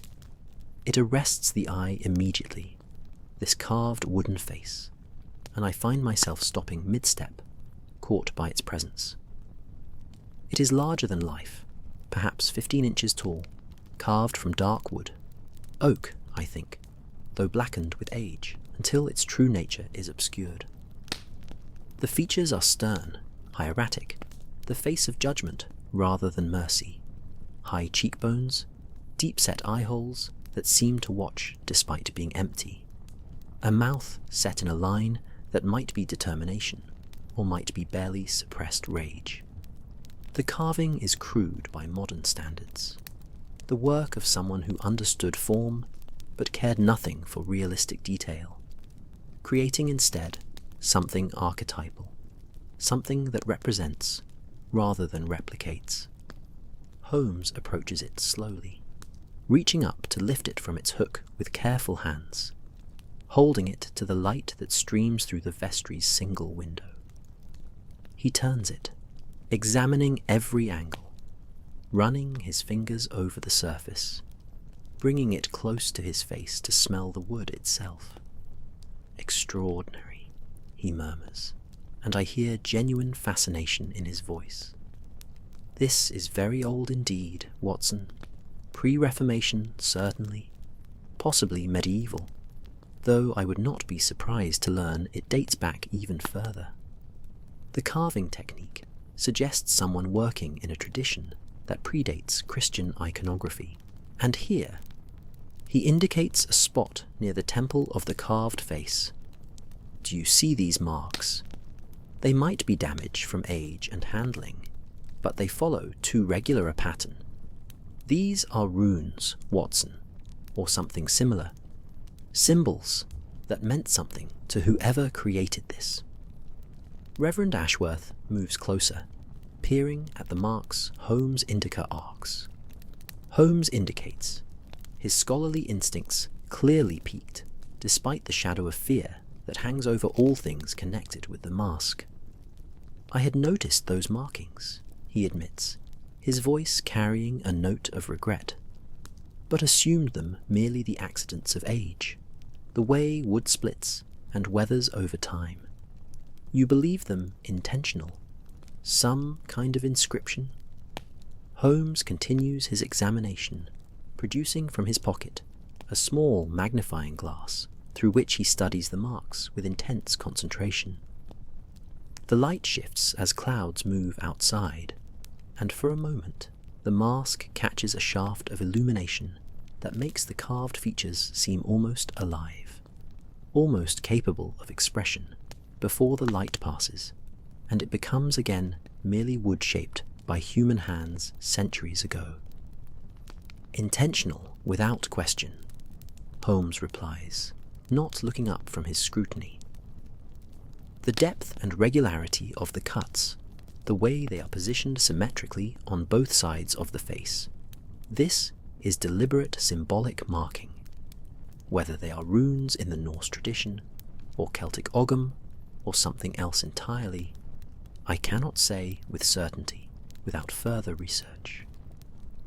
But they transform this object from a simple prop for village tradition into something more, an artifact that carried meaning, perhaps power, in whatever belief system created it. He replaces the mask on its hook with care, stepping back to regard it from a distance, and I find myself doing the same, trying to see it as whoever carved it might have seen it, not as a curious relic, but as something vital, something that served a purpose we can no longer fully comprehend. The empty eye holes seem to follow our movement, a trick of light and shadow that nonetheless unsettles. And I understand suddenly why Thomas Wickham might have hesitated before donning this thing, why generations of men chosen to wear it might have approached the task with trepidation as well as pride. Tell me about the tradition itself, Holmes requests, turning to address both Bainbridge and the vicar. How long has it been practiced? What is its stated purpose? Are there any written records of its origins? Ashworth moves to the lectern where the parish register rests, running his finger down pages yellowed with age, seeking something in the dense handwriting of long-dead predecessors. The earliest mention I can find is from 1647, he says, his voice taking on the measured cadence of one reading aloud. The vicar at that time, one Reverend Josiah Blackwood, writes here, "The custom of St. Nicholas Eve continues as it has since time immemorial, though the mask grows darker with each passing year, as if absorbing into its wood the sins and sorrows of all who have worn it." A curious way to phrase it, suggesting the tradition was already ancient when he wrote those words. The phrase absorbing sins and sorrows hangs in the air between us, and I see Holmes's expression sharpen with interest. Does Reverend Blackwood elaborate? Does he describe the ritual's purpose or procedure? Ashworth turns several pages, scanning entries. Here, yes, he writes, "The St. Nicholas walks so that darkness may be acknowledged and thereby contained. He visits each house so that the year's burdens may be witnessed before they are released into the turning winter. This is the compact our ancestors made, and we honour it still, though the theological justification grows ever more tenuous in these enlightened times." He sounds sceptical, our Reverend Blackwood, yet he maintained the tradition nonetheless. A compact, Holmes repeats softly, more to himself than to us. With whom or what, one wonders, and what are the terms of such a compact? What is given? What is received? What happens if the ritual fails or is disrupted? Before anyone can respond, a sound interrupts our discussion, a crash from somewhere deeper in the church, loud enough to make us all start, the noise echoing off stone walls and vaulted ceiling. Ashworth pales slightly, but recovers quickly, leading us from the vestry back into the main body of the church. There, near the altar, we find one of the brass candlesticks has fallen, lying on the stone floor where it has left a small dent in the ancient flagstones. The candle itself has rolled several feet away, coming to rest against the base of a pillar. "The wind," Ashworth says, but his voice lacks conviction, for for the church is still, no draught evident, no window open to admit any breeze. He moves to retrieve the candlestick, setting it upright once more, but I notice his hands shake slightly as he does so, and when he looks at Holmes, there is something in his expression, not quite a plea, but close to it, a silent request that reason be applied, that explanation be provided, that the natural order be reasserted against the tide of the inexplicable. Holmes examines the candlestick's position, the floor around it, the pillar where the candle came to rest. He kneels, running his hand across the stone, and I see his eyes narrow in concentration. When he rises, he says nothing, but I know that look. He has found something, some detail the rest of us missed, some piece of the puzzle that fits with other pieces not yet visible to anyone but himself. "Show me where Thomas Wickham was last seen," Holmes requests, and there is a new urgency in his tone, subtle but unmistakable. Every detail you can recall about that evening, every particular of how the vestments were arranged, where he was standing, what he might have been doing in the moments before his disappearance. We return to the vestry, and Bainbridge positions himself where Thomas apparently stood, demonstrating how the vestments would have been lifted from their peg, how the mask would have been taken down, how the blackthorn staff would have been grasped. His wife said he left their house just as darkness fell. Bainbridge explains, moving through the remembered motions. He came directly here, as the men always do. The church was empty. Reverend Ashworth had gone home for his supper. Thomas would have had perhaps 15 minutes to prepare himself, to don the vestments over his ordinary clothes, to place the mask upon his face, to become for one night the figure of St. Nicholas, as his forefathers had done for generations uncounted. But he never completed the transformation, Holmes observes, studying the vestments that hang undisturbed. These were never worn that night. The mask never left its hook until your examination the following morning, Reverend Ashworth, which suggests that whatever occurred before Thomas could begin the ritual preparation. Something stopped him, something unexpected, or perhaps something that had been waiting for precisely this moment. The light outside has begun to fade, that subtle but definite shift from afternoon to evening that in December comes appallingly early, stealing away the daylight hours with miserly haste. Through the vestry window, I can see the first stars appearing in the eastern sky, cold points of light in a deepening blue, and I realize, with a slight chill, that in perhaps 2 hours, in the full darkness that is now approaching, something will begin its walk through Thornfield Cross once more. Holmes seems to sense this too, for he glances toward the window, calculating time with the precision that is second nature to him. "We have perhaps an hour of useful daylight remaining," he says. "I should like to walk the route this figure takes, to see the village as it will be seen when darkness falls. Mr. Bainbridge, would you serve as our guide? Reverend Ashworth, I may have more questions for you later, but for now I thank you for your time and your candour." The vicar nods, accepting dismissal with good grace, though I see reluctance in his posture.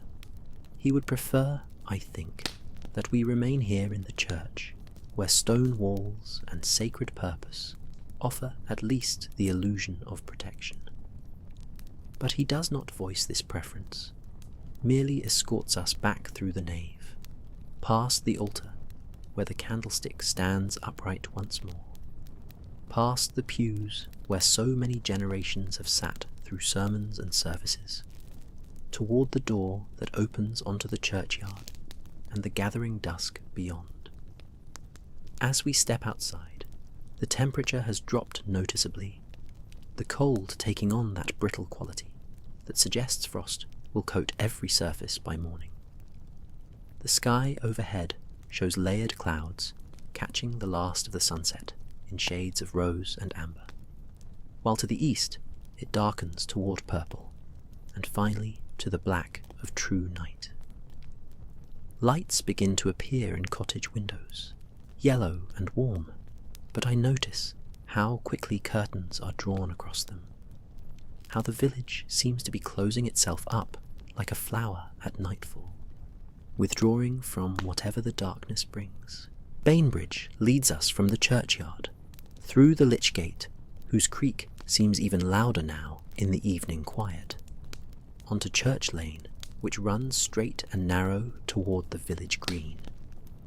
The cobblestones beneath our feet are uneven, worn by centuries of feet and wheels, and in the failing light they create a treacherous surface requiring attention to navigate safely.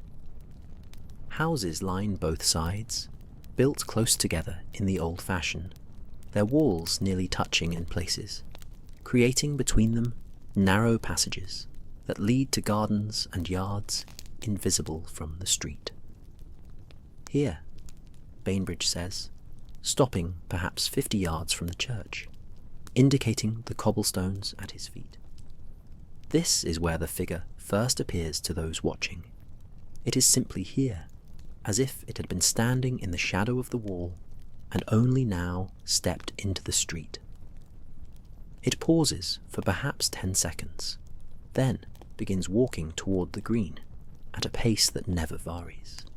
Not fast enough to suggest urgency, not slow enough to suggest hesitation, but measured, deliberate, mechanical almost in its consistency. Holmes kneels, examining the cobblestones as he did the church floor, his fingers tracing the gaps between stones, feeling for something I cannot guess. He produces a small notebook and makes several quick sketches, marking distances and angles with the precision of a surveyor. When he rises, his expression gives nothing away, but I sense wheels turning in that extraordinary mind, connections being made, or at least hypothesized. We continue toward the green, passing houses that now show lights in every window, as if the occupants seek to push back darkness through sheer quantity of illumination. A dog barks once from behind a closed door, a sharp sound that cuts through the silence. But it does not bark again, and I wonder if it has been silenced by its owner, or by some instinct that warns it to make no sound that might attract attention. The village green opens before us like a stage waiting for its players, a roughly sea for its players, a roughly circular space of winter brown grass, bordered by houses that seem to lean inward, their attention focused on this communal heart where generations have gathered for markets and celebrations, for announcements and executions, for all the varied business of village life that requires public witness. At its centre stands an ancient oak, gnarled and massive, its bare branches reaching skyward like supplicating arms, and beneath it a wooden bench weathered silver by sun and rain. Empty now, though I imagine in summer it serves as a gathering place for the elderly, who sit and watch the world continue its turning. Holmes stops at the green's edge, turning slowly to survey the entire space, his eyes moving methodically from house to house, noting I know not what, architectural details perhaps, sight lines, the way shadows fall as light fades, the subtle geography of elevation and depression that marks the ground. He pulls his coat closer against the cold that now bites with genuine intent, and I do the same, feeling the December evening seep through wool and cotton to find the warmth beneath. Here the figure pauses longest, Bainbridge explains, positioning himself near the oak tree. It stands precisely here, beneath these branches and turns in a slow circle, as if surveying the houses that ring the green. Those watching, and many do watch, despite their fear, unable to resist the compulsion to witness what walks among them, say that the mask seems to look directly at them, that they feel its regard like physical pressure, like invisible hands pressing against their chests, making breath difficult and heartbeat irregular. I notice as he speaks that several curtains twitch in the surrounding houses, that we ourselves are being observed with the same intensity that the nightly figure apparently brings. The watchers remain hidden, unwilling to show themselves openly, but their presence presses against us nonetheless. And I understand suddenly what Holmes meant about the social fabric being torn. This is a community that no longer trusts itself, that has retreated behind barriers of wood and glass and drawn cloth, each household becoming its own fortress, its own isolated island in a sea of shared fear. A child's cry breaks the silence, thin and querulous, quickly muffled. A baby perhaps, or a toddler being hurried away from a window through which it had glimpsed our presence. The sound strikes me as almost unbearably sad, this evidence of normal life continuing within these walls, while outside, in the gathering darkness, normalcy has become something remembered rather than experienced, something that exists only in the past tense or the conditional future. What was, what might be, again, if this darkness can be lifted. Holmes moves around the green's perimeter, examining the ground, the spaces between buildings, the alignment of streets that radiate outward like spokes from this central hub. At one point, he stops before a house that looks no different from its neighbours. Stone and timber, thatched roof, small windows with leaded glass, and stares at it with an intensity that draws Bainbridge's attention. That is the Wickham house, Bainbridge says quietly, answering the unspoken question. Thomas's widow, Martha, still lives there with their 3 children, though I understand she is considering leaving, going to her sister in Cornwall, abandoning the farm that has belonged to Wickhams since before anyone can remember. The figure stops longest before her door, as I mentioned. A full minute or more it stands there, the mask turned toward her windows, while inside she huddles with her children in an upstairs room, all of them silent, barely breathing, waiting for it to move on. Holmes approaches the house, his boots loud on the cobblestones in the deepening quiet, and I follow, noting how the windows are shuttered despite the early hour, how no light shows from within, though smoke rises from the chimney suggesting occupation. He stands where the figure apparently stands, facing the door, and I see him close his eyes, not in prayer, but in that deep concentration he employs when trying to enter the mind of another, to understand through empathy what logic alone cannot reveal. When he opens his eyes, there is something in his expression I cannot quite read. Not fear, never fear, but perhaps a kind of sorrow, a recognition of human suffering that his usual detachment rarely acknowledges. She knows something, he says softly, more to himself than to us. Or fears she knows something, which amounts to nearly the same thing. I must speak with her, though not tonight. Tonight she will be locked away with her children beyond reach of conversation. Tomorrow, in daylight, when courage is easier to summon. We continue our circuit, following the route Bainbridge describes, down High Street where the shops cluster, their windows dark now, their wares removed or covered as if the night itself might contaminate them.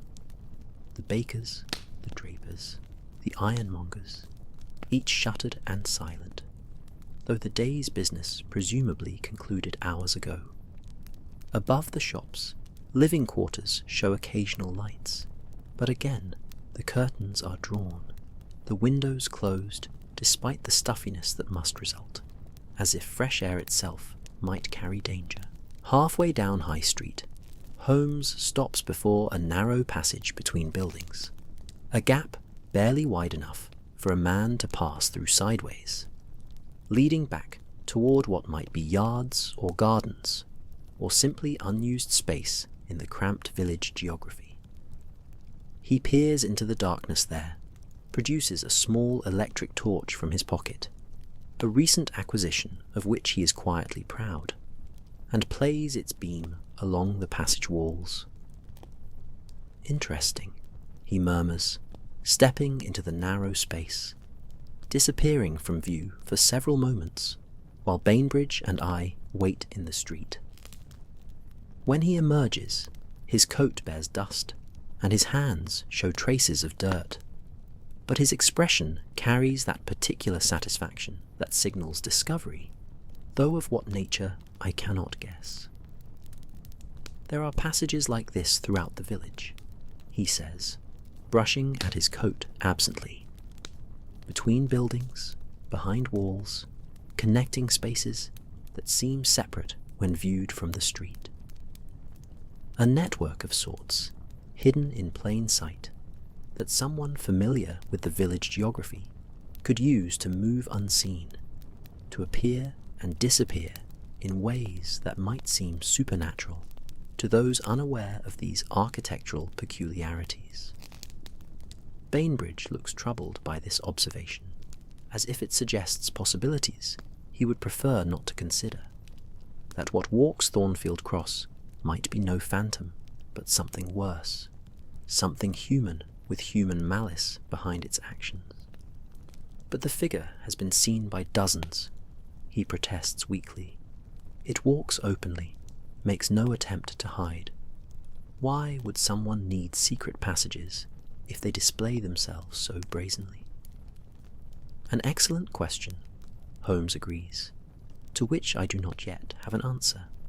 But consider, the figure appears suddenly, seems to materialize from shadow.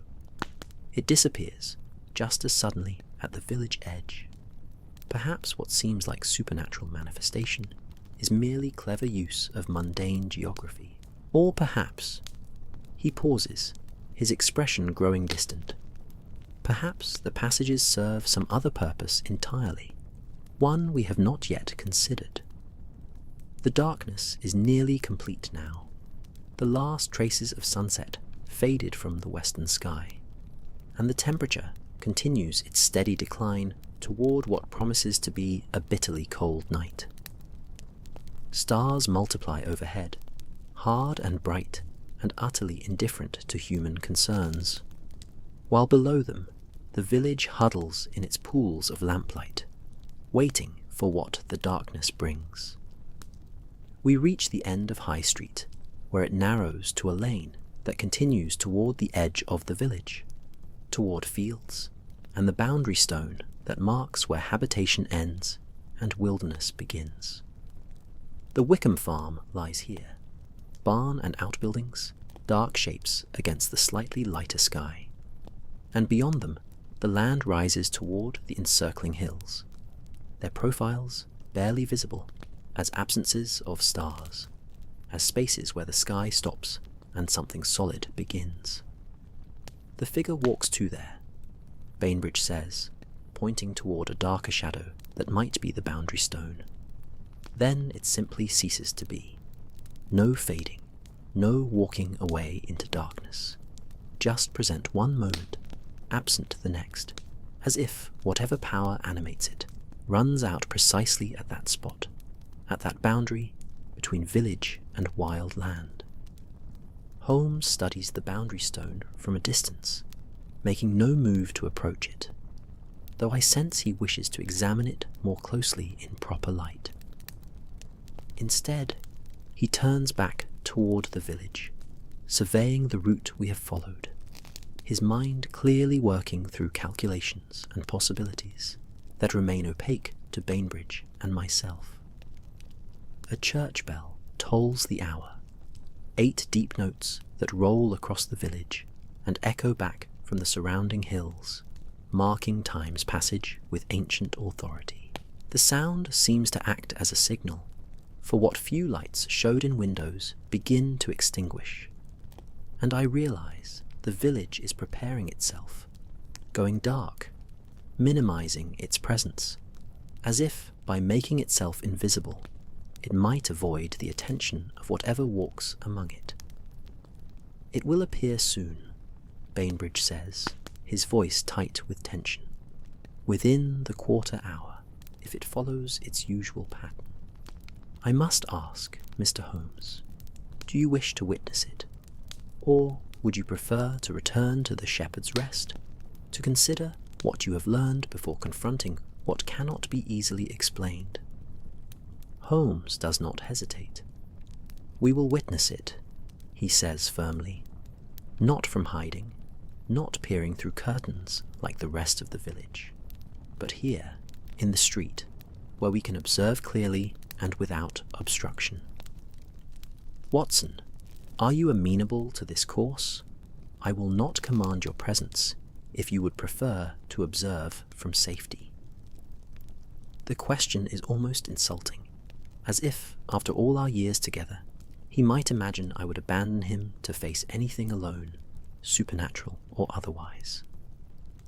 "I am with you, Holmes," I say simply, and he nods, accepting this as he knew he would, for we understand each other in ways that require no elaboration. Bainbridge looks between us, his expression mixing admiration with something like pity, as if we are brave fools rushing toward doom that wisdom would avoid. Stillness settles over Thornfield Cross like fallen snow, Mournfield Cross like fallen snow, muffling sound until even our breathing seems loud in the cold air, each exhalation visible as white mist that dissipates slowly into the darkness surrounding us. We have positioned ourselves near the ancient oak on the village green, 3 figures standing in the open, while behind shuttered windows the village holds its collective breath, waiting for the ritual that has become their nightly torment to begin once more. Above us, the oak's branches create intricate patterns against the star-filled sky, a natural geometry that speaks of slow growth and patient endurance, of roots sunk deep into earth that remembers centuries. Holmes stands with his hands clasped behind his back, his posture relaxed, but his attention absolute. That quality of focused awareness I have witnessed countless times when he confronts the unknown with nothing more than observation and reason as his weapons. Beside him, I try to maintain similar composure, though I confess my hand rests near my coat pocket, where my service revolver sits, solid and reassuring, despite my rational understanding that bullets likely offer no defense against whatever walks these lanes. Bainbridge shifts restlessly, his eyes moving from the church toward High Street and back again, trying to watch everywhere at once, trying to anticipate from which direction the impossible will arrive.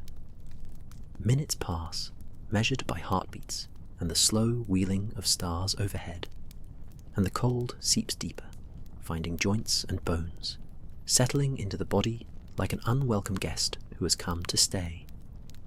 My ears strain for any sound, footsteps, breathing, the rustle of cloth, but there is nothing, only the profound silence of a winter night, in a place where even the wind has stilled, where the very air seems to wait in suspended animation.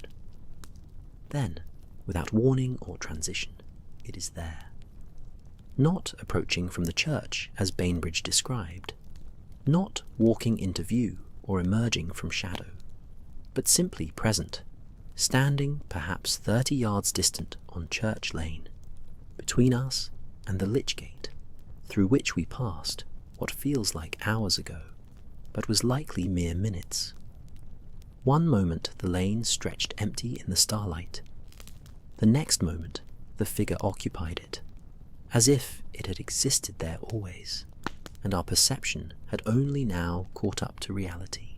The shock of its appearance, not gradual but instantaneous, sends a jolt through my body that has nothing to do with reason and everything to do with some primal instinct that recognizes wrongness, that understands on a level beneath conscious thought that what I am seeing violates fundamental laws of how the world operates.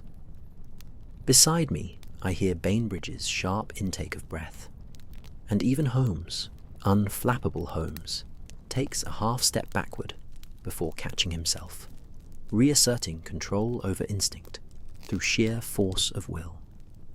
The figure stands motionless in that first moment of manifestation, and distance combined with darkness makes details difficult to discern, but certain aspects are immediately, terribly clear. It is tall, taller than any man has right to be. 7 feet at least, as Bainbridge claimed, perhaps more. It wears the vestments of St. Nicholas, the long robes hanging in heavy folds that don't quite move correctly, don't quite respond to gravity or air in the way cloth should. The blackthorn staff rises beside it, gripped in hands I cannot quite see clearly, hands that might be gloved or might be something else, something that merely suggests hands without being quite what hands are supposed to be. And the mask, dear God, the mask. Even from this distance, even in starlight that reduces most things to shades of grey, the carved wooden face seems to possess depth and dimension that should be impossible, seems to regard us with an awareness that no inanimate object should contain. The eye holes are not empty voids, but rather windows into deeper darkness, into spaces that seem to recede impossibly, into whatever lies behind the wooden surface. The stern features I saw in the church vestry have been transformed by distance and darkness and movement, or perhaps by some quality inherent in being worn, in being animated, in serving whatever purpose this ritual serves, into something that suggests not judgment but hunger, not sternness but malevolence held barely in check. Then, as we watch in frozen horror and fascination, it begins to walk. The movement is wrong in ways I struggle to articulate. Not quite fluid, not quite mechanical, but something between, as if multiple intentions battle for control of the same form, as if whatever animates this figure does not quite understand how human locomotion functions.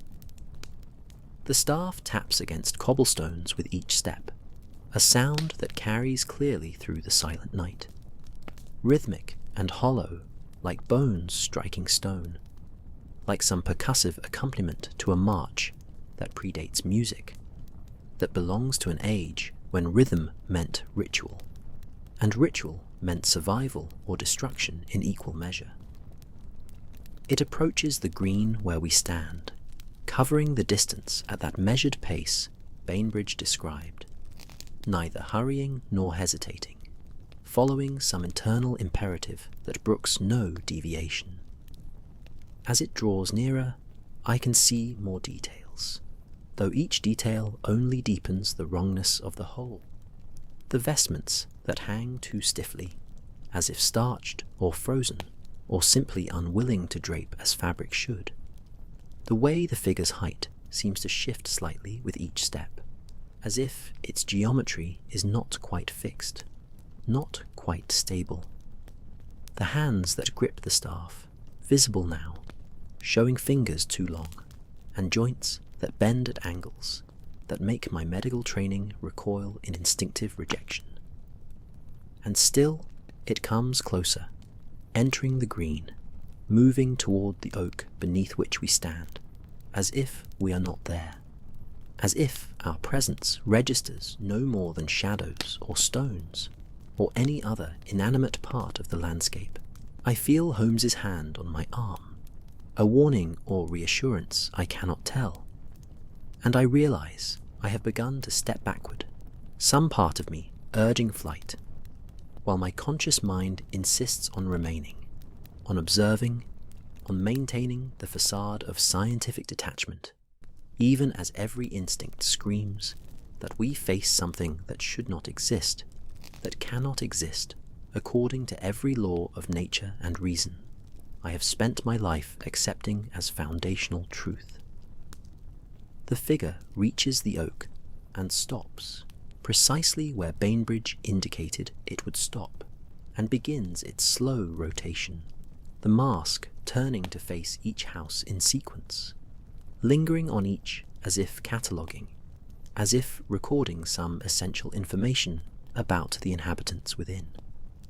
And when that terrible mask turns toward us, when those impossible eye holes focus on where we stand, perhaps 10 feet distant, I feel what others have described: pressure, physical and undeniable, as if invisible hands press against my chest, as if the air itself has become thicker, harder to breathe, charged with some quality that makes hair rise and skin crawl, and the most primitive parts of the brain cry out in wordless alarm. Holmes stands his ground, and because he stands, I stand, though my heart hammers and my breathing comes shallow and quick.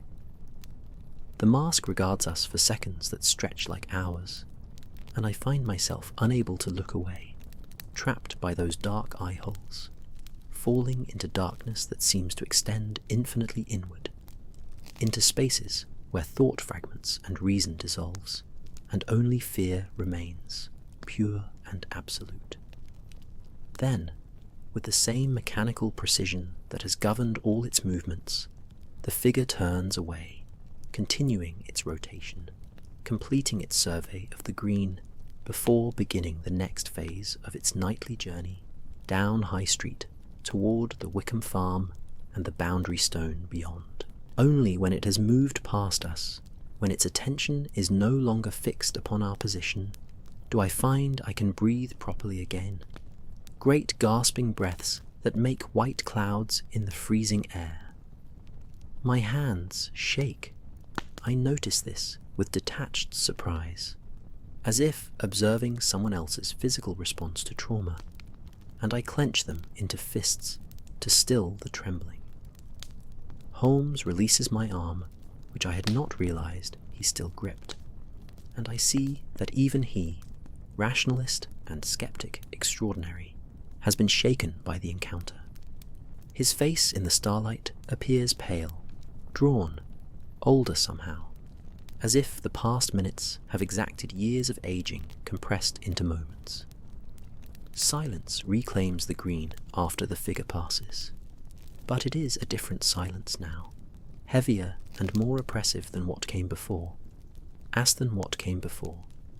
if the very air has been altered by the presence that moved through it, charged with some residual energy that makes the darkness feel thicker, more substantial, pressing against exposed skin like cold water.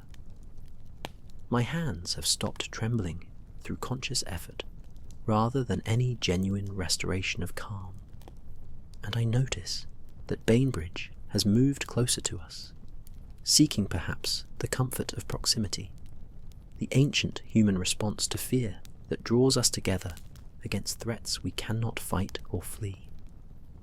"It has never stopped for anyone before," Bainbridge whispers, his voice hoarse as if his throat has forgotten how to shape words properly. "Never paused, never acknowledged that anyone watches, but it stopped for you, for both of you. It looked at you as if it knew you." Holmes makes a dismissive sound, though I detect in it less conviction than he likely intends. It stopped because we stood in its path, blocking the route it follows with such rigid adherence. It looked at us because we occupied space, it must acknowledge to navigate around. There is nothing personal in it, nothing that suggests recognition or awareness beyond the mechanical response of an automaton to unexpected obstacles. But even as he speaks, I see doubt flicker across his features, the briefest acknowledgement that what we witnessed challenges even his formidable capacity for rational explanation. The figure has continued down High Street, its progress marked by the rhythmic tap of the blackthorn staff against cobblestones, a sound that carries with peculiar clarity through the night air, as if the darkness itself amplifies rather than muffles it. Holmes shakes himself, the physical gesture seeming to shake off whatever effect the encounter produced, and his expression hardens into that familiar determination I have seen countless times when faced with problems that resist easy solution. "Come," he says, beginning to walk in the direction the figure has taken. "We must observe the complete ritual, see how it concludes, gather every piece of data available before we attempt analysis or theory. We follow. What else can we do? Keeping a careful distance of perhaps 20 yards, close enough to maintain visual contact in the darkness, but far enough to avoid another direct confrontation with that terrible regard." The figure pays us no attention, or appears to pay us none, continuing its measured walk past the shuttered shops, past windows behind which I imagine terrified families huddle, past doorways that in daylight would be ordinary thresholds, but in darkness become barriers between safety and something altogether more threatening. At each house, the figure pauses, turns to face the door, stands motionless for those 30 seconds that must feel like eternity to those within, then continues. The pattern is invariable, mechanical in its precision, and I find myself counting the seconds each time. 28, 29, 30, the staff tapping once as it resumes movement, the vestments swaying stiffly as the figure turns back toward its predetermined path. We pass the narrow passage where Holmes discovered the hidden network of spaces between buildings, and I see him glance toward it as we go, his mind clearly working through possibilities, through scenarios that might explain what cannot be easily explained. Does he consider that someone might be using these passages? That the figure we follow might be elaborate trickery, stagecraft designed to terrorize? But if so, how to account for its impossible height, its wrongness of movement, the way it appeared not by approaching, but by simply being where it was not a moment before? Ahead, the figure reaches the Wickham house, the darkened dwelling where Thomas's widow Martha shelters with her children, and here the pattern changes. Instead of 30 seconds, the figure remains before the door for a full minute, perhaps longer, the mask turned toward the upper windows, where I imagine the family pressed together in some back room, listening to that staff tapping against stone, feeling the weight of that inhuman attention focused upon their home with intensity that must be unbearable. Then, a sound shatters the silence, sharp and sudden as a gunshot. From within the Wickham house comes the crash of breaking crockery, a cry quickly muffled, and the figure's head, if head it can be called, tilts at an angle that no neck should achieve, turning toward the source of the disturbance with interest that seems almost curiosity, almost recognition of something unexpected in its nightly routine. For several heartbeats, nothing moves. Not the figure, not us, frozen in our careful distance. Not the very air itself seems to stir. Then, slowly, with that same mechanical deliberation that has characterized all its movements, the figure raises one impossibly long hand, and extends it toward the Wickham door, fingers spreading as if in benediction or curse. And I feel, rather than hear, a vibration in the air, a frequency just below the threshold of audible sound that resonates in bone and makes teeth ache and inner ears protest. The door, solid oak reinforced with iron straps, the kind of door that has withstood centuries of weather and time, shudders visibly as if struck by some invisible force. Dust falls from its lintel, and I hear from within a sound like wind rushing through a corridor. Though no wind blows in the still night, though every window is shuttered, and every opening sealed against the December cold. Holmes moves forward before I can stop him, striding past the figure with either extraordinary courage or complete disregard for personal safety, positioning himself between the creature and the Wickham door, his back to that terrible presence as he faces the house and calls out, in a voice that carries clearly despite the strange tension in the air. "Mrs. Wickham, are you harmed? Do you require assistance?" For a moment, nothing, no response, no sound, except that low vibration that continues to make the air feel wrong, feel charged with potential that might discharge, in ways I cannot predict and would prefer not to discover. Then a voice, thin and strained, comes from behind the door. "Go away, leave us. It wants. But whatever she means to say dissolves into sobbing, and I hear children crying, and the sound cuts through my chest like physical pain. This evidence of human suffering caused by forces beyond understanding or control. Holmes turns to face the figure, which has lowered its hand but remains fixed in position, the mask now directed toward Holmes with that same terrible intensity we experienced on the green. For several seconds they regard each other, man and whatever it is, and I find myself holding my breath, waiting for something to break, for this confrontation to resolve into violence or revelation, or simply continuation of the inexplicable pattern that has governed this night. Then, with no transition or warning, the figure turns away, resuming its walk as if the interruption never occurred, as if Holmes standing in its path matters no more than a post or stone or any other fixed object in its environment.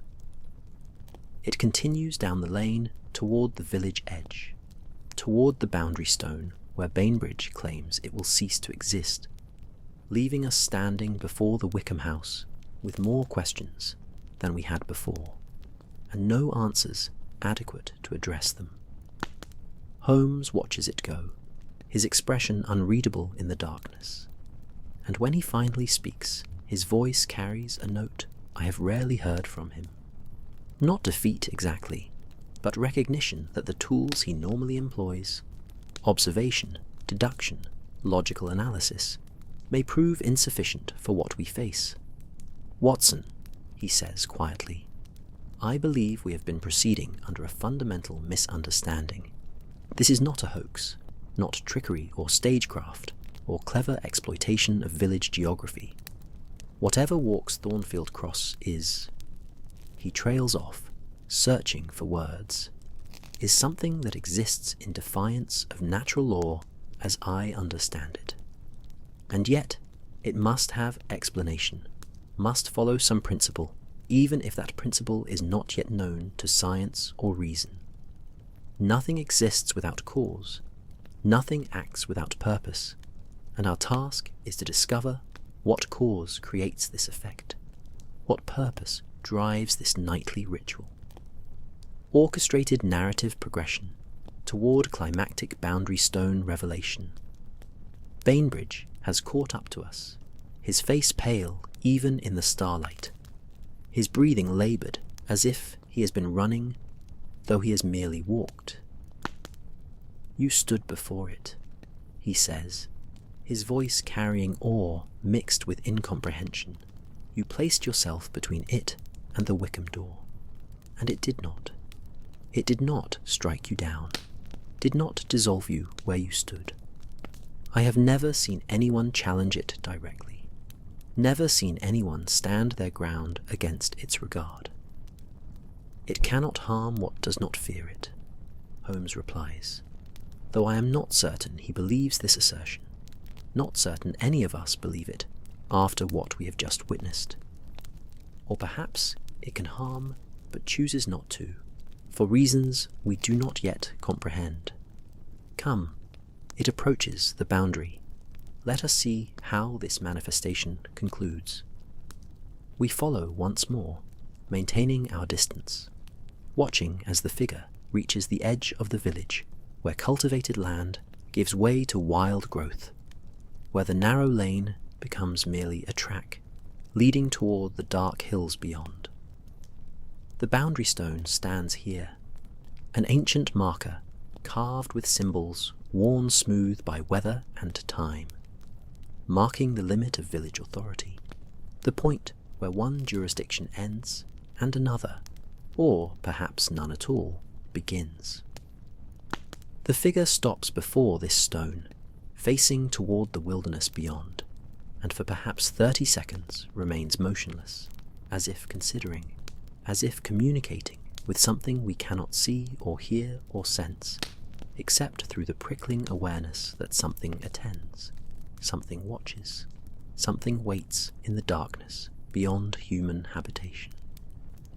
Then it begins to fade, not walking away, not turning back toward the village, but simply becoming less substantial, less present, as if the darkness around it absorbs it gradually, as if it dissolves back into whatever void produced it.